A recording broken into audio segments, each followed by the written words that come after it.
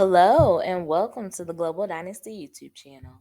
The Kardashians are back on Hulu, season 3, episode 1. Let's get into it. The Kardashians definitely took a different approach with the intro for season 3. They ended up showing us the season recap of what we're going to see, and I think it was, of course, to reel the viewers in to make us continue watching. Because after all the complaints and the tweets of them just losing their touch and everybody wanting to know is this the end of their reign, I think that they're trying to come back harder. And I think that the cover intro was cute. Glad you got it clear by Beyonce, but it ran flat. Vanderpump Rules was the talk of all last week, and they're half the budget. So that is the true definition of sometimes less is just more. Scott is back, y'all. The comic relief we have missed is back on our screens. Our prayers have been answered. I really find it hard to believe that they really just skipped over him not being on the whole entire last season, but it's expected. And they went straight into the scene with him and Chloe and Kim. And Scott wouldn't be Scott if he didn't mention how thin the girls have appeared lately. And he, asked him, "Is this the breakup diet?" And they kind of laughed it off. But it would have been nice if they had a breakdown because at this point they're not beating those Ozempic rumors. But I'll move on. Kim actually briefly discussed her 9-month romance with Pete.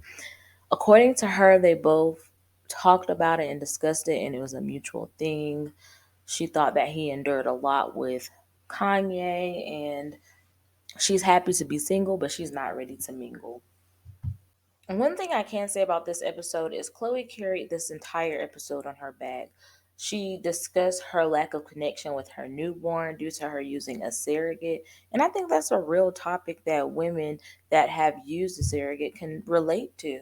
And that's why I think that at times Chloe can be the most relatable because she's willing to show all.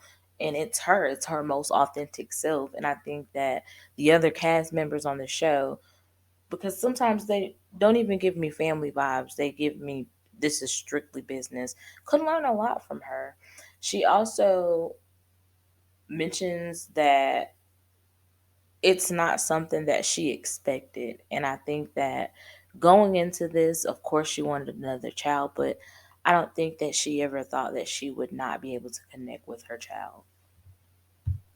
So the next scene is very interesting with Kim, and you really need to pay close attention because I think this is the beginning of the breakdown with her and Kourtney.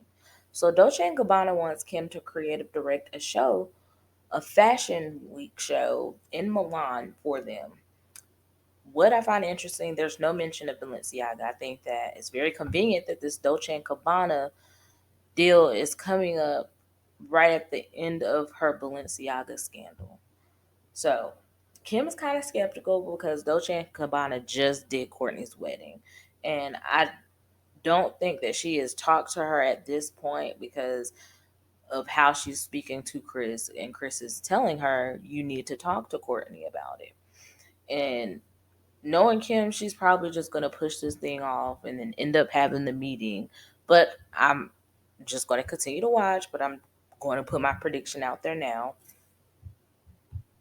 I'd have to say my least favorite scene tonight was watching Kendall teach Kylie how to drive stick shift.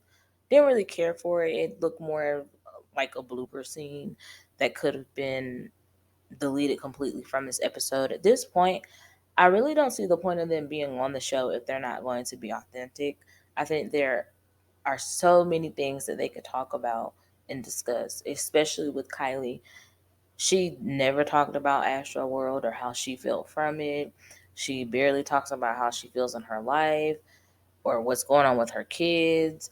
We just get surface level from her. And then when it comes to Kendall, I will say over Kylie, Kendall actually does film more with the family, but Kendall doesn't have really much going on a storyline herself.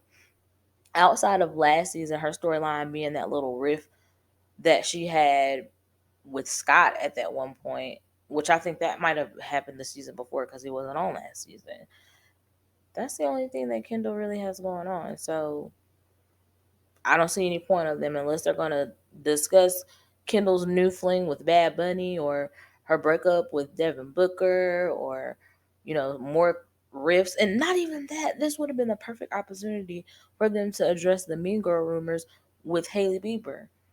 They have plenty to discuss, but we get surface level. So at this point, producers, if you're listening, we can get rid of these two. So the next scene is Kendall hosting the 818 event, and I have one question. Why is Stormy at this event? I don't see any of the children at this event, and it's for an alcoholic beverage, and I'm confused. But of course, Chloe steals the show again, and she reveals that her son's name is Tatum. So she now has Tatum and True, and that's an awesome name, and it goes with True. I think that's very cute. And one thing I find interesting, Chris mentions Chloe's skin surgery to Kylie, and I don't understand why she does that because it's not her place. And two, I think Chloe should be the one discussing this with Kylie if she wants her to know. And it goes to show that they're running out of things to talk about because they refuse to talk about their personal life. And so Kylie tries to confront Chloe about the melanoma diagnosis, and she's, kind of sidetracked, like, why is mom bringing this up? And I, too, as a viewer, why is your mom bringing this up? Ladies and gentlemen, Kourtney Kardashian Barker in the building. I found this so funny. I don't even know if anyone else peeped this, but Kourtney's intro to this season is through a confessional, which lets you know that she wasn't around for any of the events that they just had previously. She didn't go to Kendall's 818 event, and her and Kim obviously are not on speaking terms. And I didn't expect her to be in any scenes with Scott, even though at some point they're gonna have to get over whatever it is that they're going through. And I'm kind of curious to know, like, why exactly wouldn't Kourtney be talking to Scott at this point? He is the father of her children, and she's married. They don't have any ties. It's not like he can try and win her back because you're a married woman at this point. So it would be nice to see if they could be in an open agreement and be in a space to where they can be friends until we eventually see that they are a family. But I know that is going to take time, especially with Kourtney, because Kourtney is on the stubborn side. So Kourtney's opening scene is actually with Chloe, and before the scene even starts, y'all, her and Travis go and have sex because she's ovulating. She also reveals that she's done with IVF. It just took a toll on her body, and she just feels at this point, whatever happened will happen, and what's meant for her will be. And I get it. Your body goes through a lot of stress when you go through IVF. And she mentioned something that's very important. She doesn't think that the family knows how to be there for each other, only in a superficial way. Then the screen goes to a confessional with Chloe, and she reveals that Kourtney didn't even check on her after her son was born. So, personally, is the vibe with Kourtney is given that she is off in her own world, and she has a different view from the family versus how they view her. And I think that honestly, it's just a miscommunication. So we get another scene with Kim and Chris, and Kim is talking about how Kanye has been dragging her through the media along with her family and leaking text messages. And this is during this time where Kanye was revealing a lot of text messages between both parties. And Kim says one thing that I actually don't agree with. She thinks that Kanye's actions will be far more damaging than her sex tape for her children in the future. And I'd have to say I disagree. I don't think that she understands that Kanye is mentally ill. He is bipolar and sometimes does not take his medication, which causes him to have episodes. You can't compare mental illness with a choice that you had with your boyfriend years ago. Your kids will forever have access to see that tape at any point. But when it comes to their father having psychotic episodes, that I don't see the comparison. I think that that's where there's a disconnection of the importance of mental health. And I'm not trying to justify Kanye's actions, because they're wrong. I don't think that it's healthy for him to bash the mother of his child publicly. However,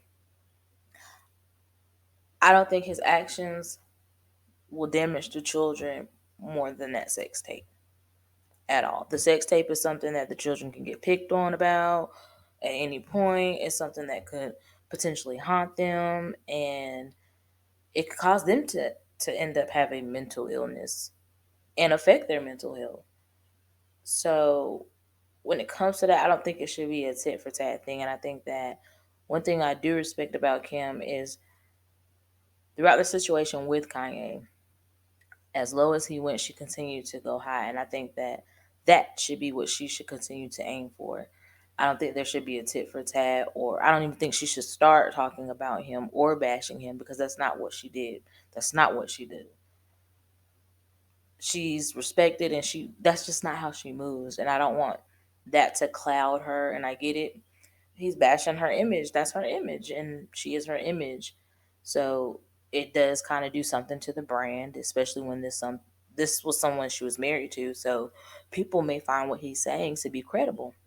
She also mentions that Kanye was the very person that started the Drake rumor.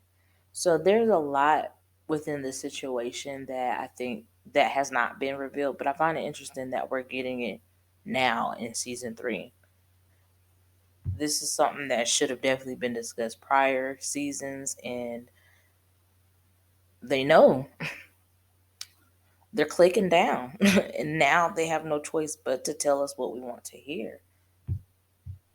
Overall, I'd give the episode a 7 out of 10. I think there's room for improvement, a lot better than previous seasons, but I'm still waiting to see what's in store. But let me know in the comments what you think. How do you guys feel about the return of Scott? Do you guys think that Kim and Kourtney can come to a great understanding and be on better terms? And overall, do you think that we'll get more scenes with everyone in the family? It seems as if we only get scenes by who's ever available at the time. But let me know in the comments. Until next time.